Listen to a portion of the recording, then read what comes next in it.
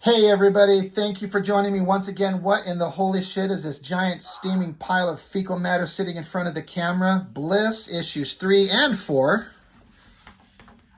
If you remember, we looked at this absolute pile of ass. We did issues 1 and 2 a little while ago. And this is the comic book series of my brother, who has joined me on the channel several times. And I've discovered I actually have quite a lot of fun with him joining me on the channel. I've had a couple of buddies join me. I've got a couple other friends that want to join on. I think it's fun to have a second voice alongside my own. I mean, I probably sound like an obnoxious asshole. And but I really enjoy having my brother on this, and I hope we get to do a lot more. And of course, I'm going to shit all over his own book.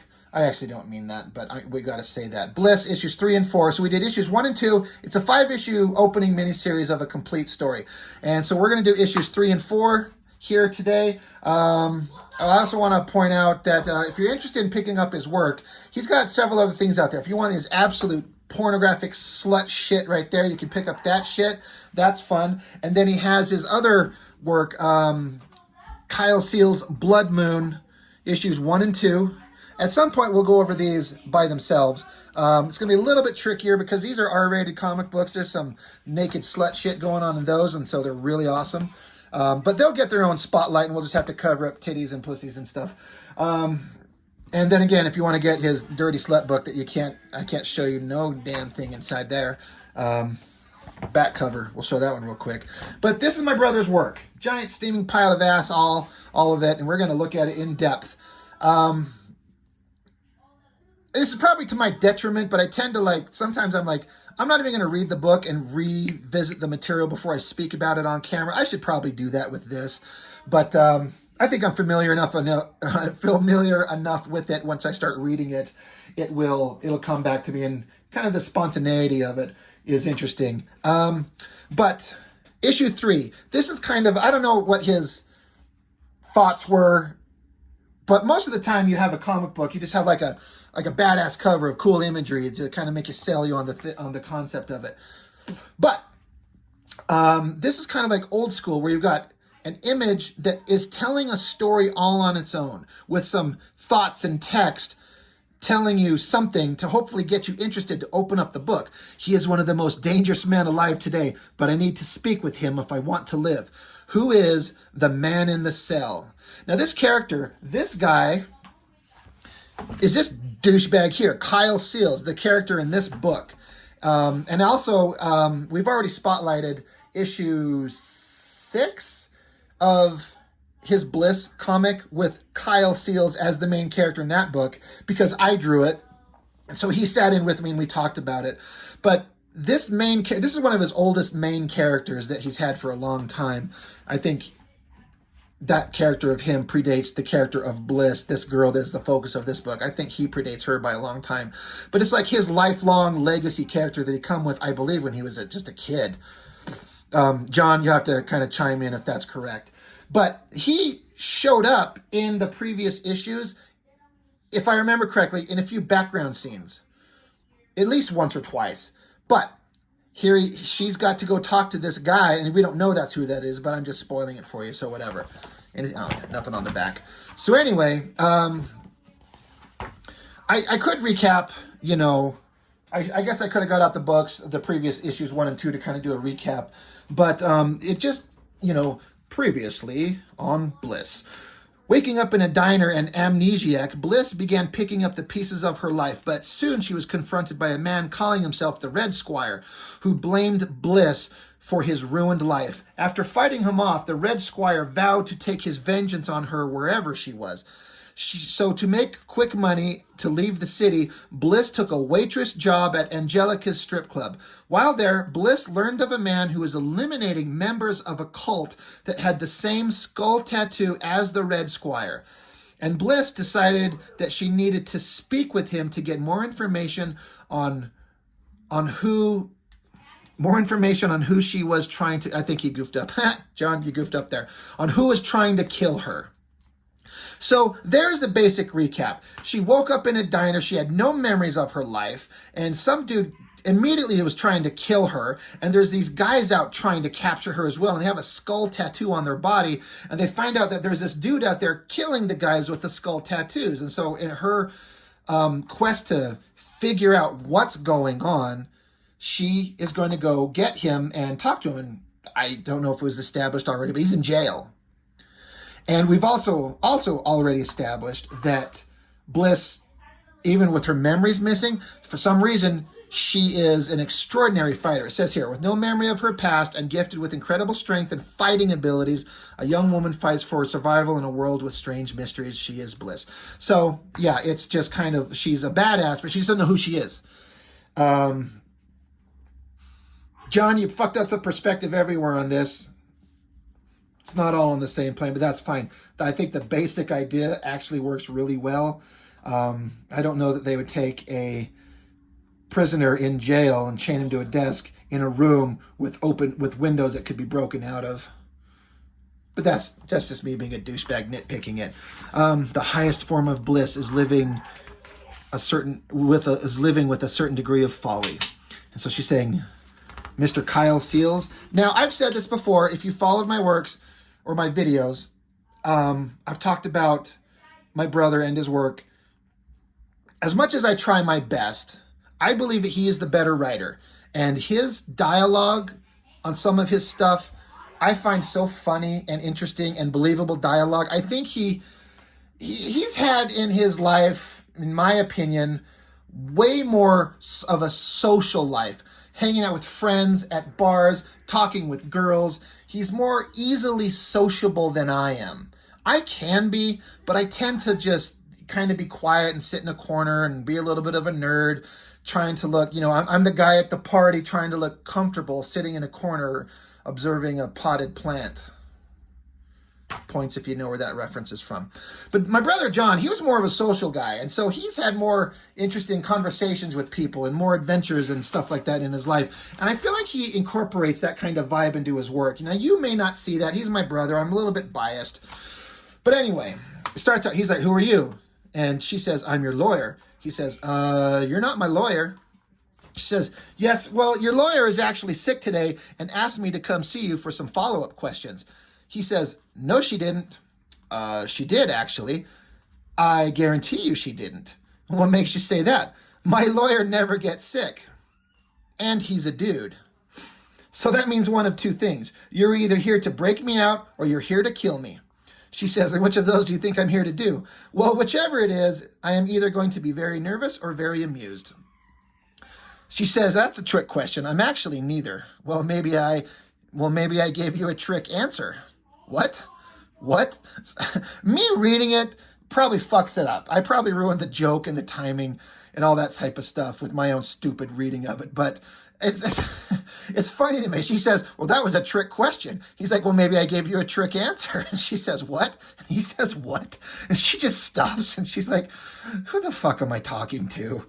In a way, I think my brother interjects like the badass fucking version of himself he kind of wishes he was. And I don't mean that as a negative. I'm doing my book, my He-Man book that I'm doing. I've discovered in conversation with my friend Jessica, I was on the phone with her because she's writing a small section of the story for the book with me. And I'm telling her what's going to happen in the story. And in the He-Man universe, there's a character Fisto, and he's become kind of a major character in the book in a way. I've adopted him. I've kind of separated from any established canon from the He-Man universe and have kind of made him my own and given him a voice and a thoughts and an opinion. And in discussing with my friend Jessica, as I'm explaining it to her, I remember one time I stopped and I was like, the more I think about this, I'm just kind of interjecting a certain amount of myself into this guy. And she's like, oh, I've thought that for a long time. I thought it was obvious. I thought that was an intentional thing. I was like, no, it wasn't intentional, but he's kind of the character of Fisto in my He-Man comic book in the cartoon. He was kind of a ridiculous character, but I've kind of, like I said, I've adopted him and made him interesting and interjected a certain amount of my own voice and personality in small ways, making him kind of like, he's me in a way, and it might sound really egotistical and stupid, but you kind of do that when you have a character that's interesting to you and you want to have them say something and be awesome. So blah, blah, blah. Not to turn this into be about me, but I mean, he's the badass character. He's handsome. He's cool. The ladies love him. They want to ride his dick. And like women love him and men want to be him. So I think he's kind of interjected himself into this character, and I can see it. Anyway, back to the story. The girl's like, anyway, I'm sorry, you're right. I'm actually not here to free you or kill you. No shit. She says, I need a way to get close to you to ask you some questions. Get close to me? Maybe you should have just used the old conjugal visit excuse, if that's still even a thing. She says, not in regular jail, just prison, I think. He's like, that makes sense. Yeah. So, little bit of a flirt, right? Little bit of a flirt. That's my brother, little fucker. Anyways, I need some information. I read in the papers you've had dealings with this cult. So she's like, I understand that you know about these guys. And he says, you mean the Reaper Covenant? The guys I shot in the fucking face? And she's like, what do you know about them? And so he kind of explains to her a little bit about them. Well, let me tell you something about those assholes. If you had half an idea of who and what they are or what they've done, you would be thanking me for what I did to them. She said, well, what are they? He's like, well, good question. There's been rumors that they're looking for an old artifact, a key to start what? I don't know, but they seem to be targeting young women. So in her memory, she goes back to there was a key that was part of the story with her. She's kind of keeping it secret. He says, I take it you've run into them before? Well, consider yourself lucky. Most people haven't survived the experience. Fewer for those that have run into the one that they worship, the Dragon Reaper.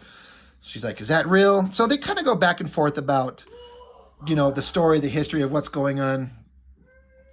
This is a funny joke. And so he's like, and what newspaper did you read about me in? Because she says that I read about you in the newspaper. He's like, well, what paper? And she says, Rise Up Lights News. He's like, Rise Up Lights? Did you know that when you say that out loud, it sounds like you're saying razor blades in an Australian accent? Try it. She says, what? Rise Up Lights? Rise Up Lights. Rise Up Lights. Yeah, see? Australian accent. You could share that with your friends. That's a funny fucking joke. It's like Rise Up Lights. Rise Up. I'm sorry. I'm just repeating the thing. It's a funny joke. Fuck you. Okay, look, before the cops bust in here and start wondering who you really are, I'll let you know something about the Covenant, because obviously she snuck her way in here, and the cops might figure it out soon. He kind of takes her hand. The Reaper Covenant is fanatical and ruthless with a strange, blind devotion. If you're on their radar, it must be for something important. So he's kind of warning her. He's like, be careful. Be hidden. Like, they're dangerous. Whatever's going on, whatever you're doing, be careful. She's like, I could take care of myself. He's like, yeah, whatever, bro. All I'm saying is be careful around them. Thanks for your advice. And so she's getting up to leave. He says, just so we're clear, this isn't a conjugal visit, right? She's like, maybe next time. He's like, because your outfit is really working for me. She's like, I'll bet. See you around.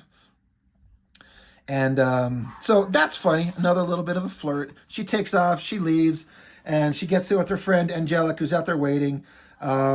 She's like, well, did you get what you needed? Not entirely, but I have a better idea of what I'm dealing with. So what's next? She's like, I don't know. I still got questions. I don't know what to do. She's like, you know what? Let's go work out and get your mind off things, and maybe your head will clear. Sounds good. So, but somebody is watching them as they take off. Target sighted, stand by for confirmation. So now we're going on to the third joke that made me laugh out loud in this fucking book. The whole, there's a trick question. Well, maybe I was a trick answer. That made me laugh. And the Rise Up Lights, that made me laugh.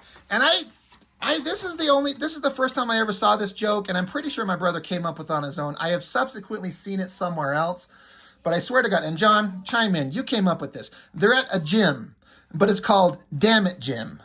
And Damn It Jim is like Bones from Star Trek. He's like, damn it, Jim, I'm a doctor, not a forklift.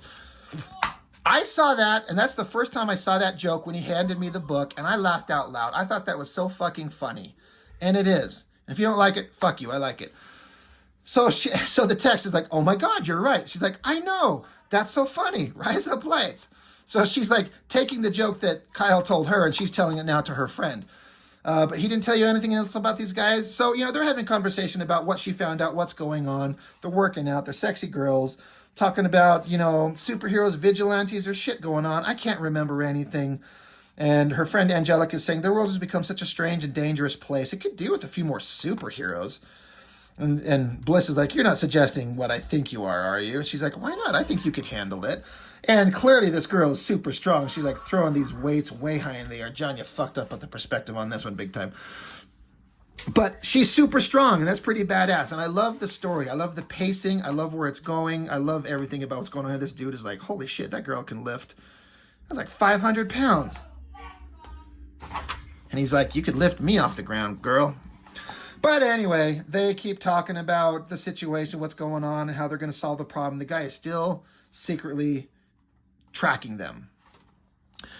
Big city shot, that's pretty cool. You got the Wolf Lair. The Wolf name is spelled 2 L's. That's based on a guy that him and my brother and I have both worked with, I believe. John, correct me if I'm wrong. That's how this guy spells his last name. I thought that was kind of cool.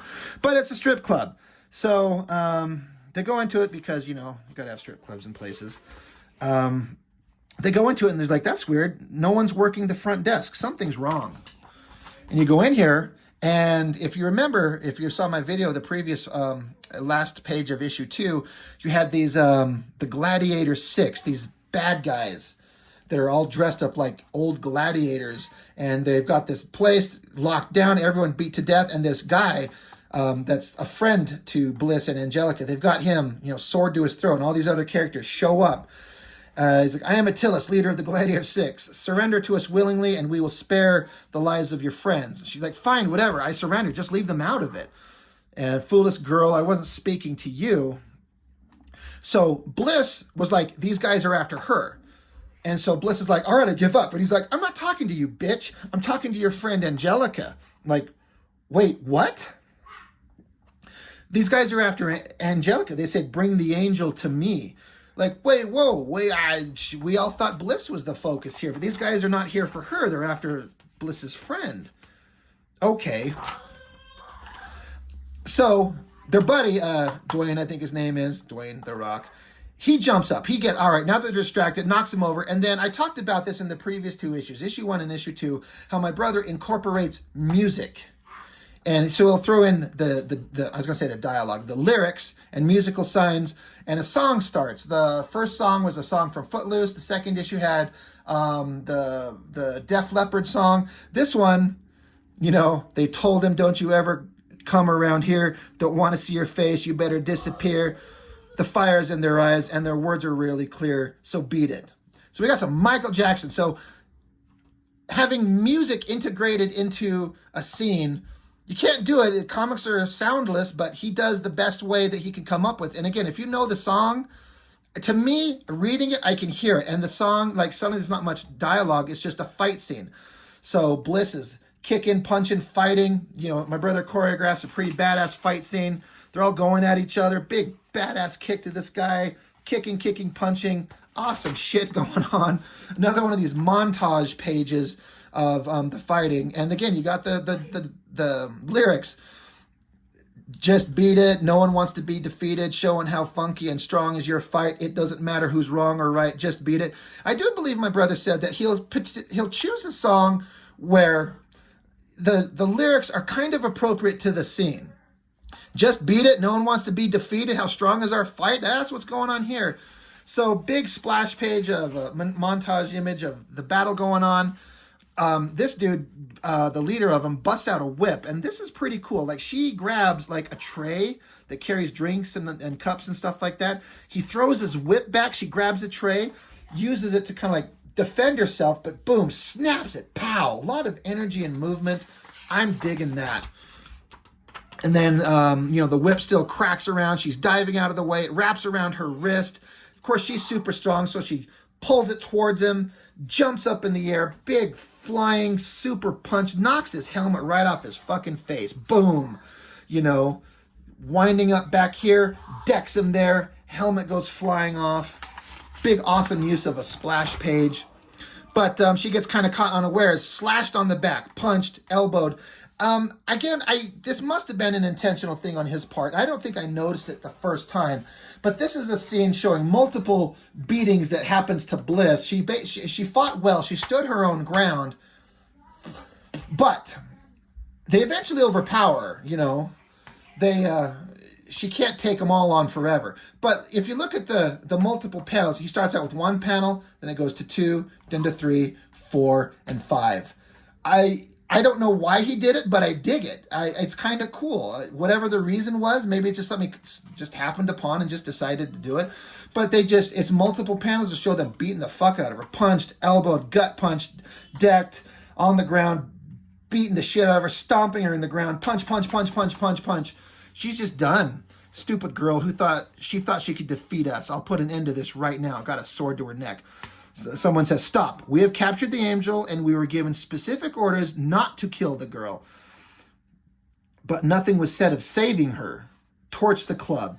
So they were told, don't kill him, but, if she happens to be in a situation that's going to kill her, that's not us doing it. So they're following instructions. So Angelica comes running and she, gets down to Bliss in her face and she's like, Bliss, come on, you have to get up. You have to keep fighting. So she touches her. She does like a Vulcan mind melt, remember. And then you see a flash of a church, boom. But then a fire is starting and the bad guys grab this Angelica girl, drag her off, and then here's Bliss, unconscious, surrounded by fire. John, you got her head bigger than her feet. You got the perspective wrong. Come on, man. I'm loving the story so much, so I've got to give him shit for something. But then, cliffhanger-ish, right? She's got her ass beat, and she's in a building that's on fire. We cut to, this is the Red Squire, and maybe this is the Dragon Reaper that they were talking about. Sir, we've received word they've acquired the woman. They're en route back to here. The key is still missing, but and we need that, right? And he's like, don't worry, minor details. The plan is taking shape. And what about the girl? Will she not retaliate? What happens when she learns the truth? He's talking about Bliss here. Because they wanted Angelica, but what about Bliss? And he's like, let her come. Yeah, get it. But he's got this skull thing, all these designs on it, like a little slot up here. What's going on? He says, let her come. She may not like what she finds. Big splash page to end the issue. Next issue, Bliss number 4, The Truth of the Dragon Reaper. So, that is issue 3. Pretty fucking cool choreographed fight scenes. Again, I know, I'm biased. This is my brother. And, I mean, whatever. I'm enjoying it. You're going to enjoy it too. We're all enjoying it. So that was issue 3. We are moving on. Book 4. Kind of dig this cover. Kind of dig the colors going on. She's hanging skeletons in death's grip. Digging it. Let's just get into it. Let's do a recap. After several encounters with a maniacal cult who was intent on killing her, Bliss spoke to an incarcerated vigilante named Kyle Seals. He told her of their dark intent and of their mysterious leader, the Dragon Reaper. Soon after, Bliss, along with Angelica and Dwayne, were attacked by a mercenary group called the Gladiator 6. After a fierce battle, the Gladiator 6 was able to overcome Bliss, leaving her and Dwayne to die in a terrible fire while they made off with Angelica, who was their target all along. So, pretty awesome little recap. What is heard has to be pondered over. What is pondered over has to be put into practice. It is only when all are accomplished that the realization of bliss can be attained. If I remember correctly, this specific image, like if you're an old school gamer, does this kind of sort of vaguely remind you of something? If I remember correctly, this is supposed to be like a scene in, I think, one of the opening scenes or the cut scenes of either the first or second original Nintendo Ninja Gaiden game, with that awesome music and the drama, kind of like the anime vibe going on. There was a castle and clouds and lightning, cracking. That is supposed to kind of be this. I love it. And we're about to get into more of the shit that, like, again, I love the story that my brother is crafting, but I also love these little in-references to, like, movies and, like, dialogue that's ripped off from movies or funny jokes, wherever he comes up with them. Sometimes they're really juvenile and simple, but I think sometimes comedy is about pacing and timing. She's standing here looking at this, so she's obviously got the idea she needs to go to this place, the castle where the Dragon Reaper is, which is where we saw the last issue. She's standing here looking at it and she says, "It's bigger than I remember." Then it cuts back to her. She's looking at it with her buddy, and then she just kind of says to herself quietly, "That's what she said." He's like, "What?" She's like, "Nothing." So it's just so funny. Like, she thinks her own stupid, even in this moment of seriousness, her original thought is like, "It's bigger than I remember." And then, but she can't help but be like, "That's what she said." And then he's like, "What?" And he's like, "Nothing, just anyway." So he's like, looks like they've laid out the welcome mat, and they've got some kind of like armed militia patrolling the entrance. I count at least 8, and who knows what's inside there. So she's got the key thing. He's saying to her, "What do you want to do?" And she's kind of pondering. She's like, tosses him the key. She's like, "Hold on to this until I get back." He's like, "Get back? Where are you going? What is this?" She kisses him because it might as well, right? "Just keep it safe and out of their hands for me." She's like, I got some shit to do. Just take care of it. Angelica's inside there somewhere, and I have to get her out. Again, one of my favorite things, nerding out. This is great. If you are a fan of the Transformers animated movie and the scene where Optimus Prime shows up at the beginning and takes on all the Decepticons and has that great fucking awesome scene where he transforms into his truck mode, mows over them all, blasts into the air, shoots them all down. Well, that is this scene here. He's like, "I have to get her out, no matter the cost." Puts a key in the ignition of this Jeep, ramps it up, the music starts. And if you know that song, you've got the touch, you've got the power. After all is said and done, you never walk, you never run, you're a winner. And the basic pacing of everything is exactly, he takes off, driving, and then you see a guy, this is the exact same kind of like pacing from the animated thing where Prime runs up into a Decepticon and you see a close-up of the truck, just like here, boom, sends him flying. Bounces another guy off the hood. All the bad guys start unloading onto the Jeep. One of them throws a grenade, so it blows up under her. And this is the scene where Optimus Prime jumps into the air, transforms, but his version here. Jeep blows up. She jumps out and opens up with her gun, shooting them all down. You've got the moves. You know the streets. Break the rules. Take the heat. You're nobody's fool. And so it's all just kind of the same pacing as that fucking opening scene from the Transformers animated movie from 86, I think. I love it. But we ended with BLISS in that place on fire. So it's like hours ago. So what we had here was like a jump ahead in the scene, but now we're going to go back and see how they got out of that. So she's unconscious, like, "BLISS, come on, wake up." The dude, Dwayne's yelling at her. He's tied up still, but the fire is burning the ropes. He strains, he snaps them. He's able to grab her up off the ground and run out of there, luckily barely escaping the fire. And they're coughing it up. He's like, "You okay?" Yeah, I'm okay. Where's Angela?" "I don't know. They must have taken her. Take me back to the apartment." And he's like, "Well, wait, hold on." He's like, "No, now, we got to go." So jump in the Jeep. They take off. And she's looking around for, he's like, "What are you looking for?" "I'm not sure. Earlier today, Angelica told me she had something to show me, something that I would need." He's like, "You don't know what it is?" She says, "I'll know when I find it." She said, "Come on, you little shit. Where are you?" "Here, there's a chest." She pops it open. She says, "Something I thought that I lost." So it's showing pacing wise that she went looking, and if you remember from issue 1, she had this weapon in her possession. Well, it's still here, and now she dug it up. It was stored, and so she has it here, and now she's got this weapon in hand, this telescoping sword weapon, chopping through all these bad guys, slaughtering the shit out of them. And then we see like a mantelpiece, a bunch of candles, this helmet, a picture, and the main bad guy here. "I see you are still mourning your fallen master. Forgive me, my lord. Fear not, squire. He was brave and noble. He was a brave and noble warrior, but his death was needed to accomplish our holy mission.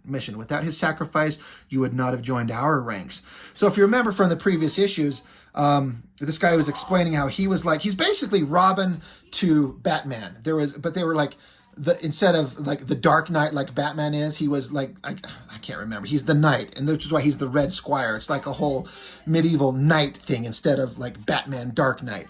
But the Batman character, the Knight guy, is dead, and so the Robin character, the Red Squire, that's what they're talking about here. So he's saying he's been put on his true path. I see that now. And so this bad guy is saying, well, why such anger towards the girl? Why do you wish her death and not mine? I am not certain, my lord. There's something to her that drives me towards vengeance. But then one of the minions comes running, and Lord, the girl is here. She's in the sanctuary. The faceless, which are the names they call all their little, like, stupid minions. The faceless are engaged with her in combat. How many? All of them. Big splash page of that girl engaged in battle with every last damn one of these guys, ripping them apart. Just shredding them, chopping them to pieces. Dwayne, her buddy, eventually kind of catches up with her. She's like, what are you doing? I told you to stay behind. He's like, I couldn't let you do this alone. She says, it's not up to you. You have no idea how dangerous it is here. Neither do you. He sneaks up behind her and sticks a needle in her neck and knocks her out. She's like, what? She's like, Dwayne, wait. Somehow his shirt gets ripped right here. She sees he's got a skull tattoo on him. This dude that has been her buddy, she just made out with him and trusted him with her life. He's one of them. Ultimate betrayal. I forgot that was even in this book. Now I'm super invested. So now she's trapped. She's hanging there. She's like, you have finally awakened. Dwayne, you son of a bitch, how could you do this? And he says, try not to be upset at him. Your friend really had no choice. You see, unlike the squire here and the faceless who choose to serve death, which is this guy, Dwayne has been my pawn for some time now. The power granted to me by our Lord allows me to mark those we deem worthy of our to aid our cause. I'm sorry. I'm getting ahead of myself. He's not Death. Sorry. The character of Death is someone else, but these guys all serve him, if I'm getting this right. John, chime in and correct me. But he's like, with this mark, I gain control over them. So anyway, this guy's basically being mind controlled. So he didn't intentionally try and betray her, but he did. So I finally have the means to funnel the angel's power through the skull and unleash my influence upon the world. This key will unlock the sacred relic. He's like, what angel? Do you mean Angelica? She has nothing to do with this, stupid. And he's like, there are beings in this world with more power than you could possibly imagine. The angel is one such being. So, you're the famous Dragon Reaper, huh? Can't say I'm impressed. It makes sense that the red guy follows you, though. You must be mind-controlling him, same as Dwayne. He says, it amuses me how little you know. I did not need the mark to sway the squire to our cause. He was a lost and confused boy, but his loyalty has never been in question. Death gave me a second chance to fulfill my destiny, and the squire has always been the obvious choice to succeed me. She's like, what the hell are you babbling about? Excuse me. He says, I am and I always have been his master, the White Knight. So, as we saw in the previous issue and what the squire guy was bitching about over here, how he was Robin to Batman, which is the picture of these guys up here, and the knight character, the Batman character, he was killed, but he actually wasn't. He just, I guess we thought he was. He is this guy in disguise now. He's become evil. I have always been the White Knight. She's like, okay, dude, if you say so, you can't be serious. He says, you were responsible for my death that night, but I was reborn. So where he got killed, he's saying it was her. She's like, oh my God, are you serious? Upon my resurrection, I was freed from the lies of the Dragon Lord and given a new holy mission. Death gave me my power, the power to destroy the Dragon Lord and his allies. One by one, I will eliminate the Dragon Lord's followers. And he kind of goes on to explain what he's doing. But first things first. She says, I still don't believe you. The Dragon Reaper killed the White Knight, and you can't be two people. He says, I am not the true Dragon Reaper. I never was. You are. So there's this Dragon Reaper that's been out there who, he's kind of taken up that role. She's like, but you can't be the White Knight and say you were killed by the Dragon Reaper. You can't be the same dude. He's like, I'm not. You are. And suddenly there's like this moment where there's some realization. I'm sure you can see the similarities. The Reaper had a violent temper and did not hesitate when a kill was needed to be made. So it's going over like the history, the things that have come up in the previous issues, the things that have gone on in the book, images that have happened, scenes that have happened, words that have been said. So they're basically acknowledging, they're saying like the original version of the original Dragon Reaper is her, but she doesn't remember.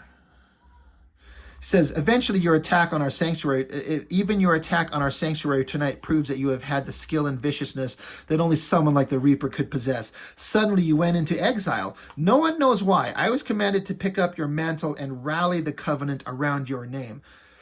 So she was the Dragon Reaper. She was this major bad guy, and then she disappeared. So this guy took up the mantle and put on the mask that she would wear. So, you know, I'm kind of fumbling through the story because I'm not reading it line for line, word for word. I'm just kind of giving you a basic rundown of it. But this girl who can't remember her own history and is the focus of the story, she has life as being the villain, and she doesn't remember it. So they go back into the castle where they've got Angelica, and then she's some kind of angelic creature. It's gonna, her energies, her powers combined with this relic mask, they combine them together, and they're going to unleash power, you know, horrible powers upon the world. And this is Bliss when she was the Dragon Reaper, and she's kind of having memories, and this character, the Dragon Lord, I guess he's like a character that's like the secretive, like the good guy in the world, you know, versus the Dragon Reaper himself and the leader of them all called Death. He's like the good guy, the good version of the characters. But they're basically discussing here what's going on, and he's like, I don't want to remember anything. She's explaining how her memory loss happens and a ritual that eliminates her memory. I know I'm kind of butchering telling the story, because you should pick this up and just buy it for my brother and read it on your own. But I have entrusted the Dragon Lord here. He's saying, we can do a ritual. You'll forget who you are. I have entrusted your care to one of my aides. She will guide you and set you onto your ultimate destiny. She says, I'm right, and there's this angelic creature behind her. So anyway, Bliss is kind of processing all this information. She's chained up, so she kind of pulls herself up the chain, gets herself into a position where she can snap herself free of these chains, get down, and try and go stop all this horrible shit from happening. Breaks a guy's neck, you know, killing him. But all these fight scenes are intercut with the bad guy holding the key, sticking it into the skull. By Death's command, I shall withdraw the essence of the angel and channel it into my own. No longer shall we be afraid. Now we are mightier than ever, and no longer shall we merely be the covenant for death. For now we shall be legion. And so she kind of gets into the scene here. What the hell? You see the Angelica girl, like you see like these wings kind of emanating from her, a glowing, energetic vibe going on there. So she goes up the stairs, and Dwayne he's kind of being pulled out of his like trance that he's in. He's like remembering the good moments that he had with Bliss and trying to get him out of the trance that he's keeping him under the bad guy's control. She jumps down, she yells, surprise douchebags, drops down, kicks him out of the way. I think that's a scene that Wolverine did in the X-Men animated series. John, correct me if I'm wrong. Did that happen? He jumps down and did a kick out to the sides? No, it was not Wolverine. It was Toad in the Pride of X-Men, right? Am I right? That's where you got that scene from? Anyway, fighting, and so Dwayne shows up, and he tosses her that weapon of hers, this telescoping sword weapon. He tosses it to her, she gets it in her hand, and bad guy's like, you are too late, girl. The ritual is complete. The power of the angel is now mine. There's nothing you can do to stop me. And she's like, then let's finish it, asshole. I love that. That's a good fucking drawing. Big cliffhanger, almost Dr. Doom-ish here. Like, the ultimate power is happening. It's all coming together. We've got to have one final issue, the final battle, to wrap up everything. So that is issues 3 and 4 of Bliss by John Norton. And if you're interested in any of these books, you can pick them up from him. I should have some links to these in the descriptions and all that stuff. Message me. I'll get a message to him. He's got copies of these. I think you could be you'll be entertained by these. They're fun. It's fun to support an indie creator and read something that's fresh and different and new, rather than reading X-Men again for the 5 millionth time. Anyway, I guess that's all I've got for now. And we will get together and look at issue 5 soon enough. Then eventually we will look at the Blood Moon series, and we will absolutely not ever look at the insides of his little slut book, because there's naughty shit, and we can't do that on YouTube because sensitive eyes, sensitive eyes. Anyway, Bliss issues 3 and 4. We'll do issue 5. It'll be fun. We'll wrap it up. And eventually we'll look at issue 7. I think he's working on issue 8 here to be done soon. So we'll have more to look at. So that's all I've got for now. As always, thank you for joining me, and I will see you next time.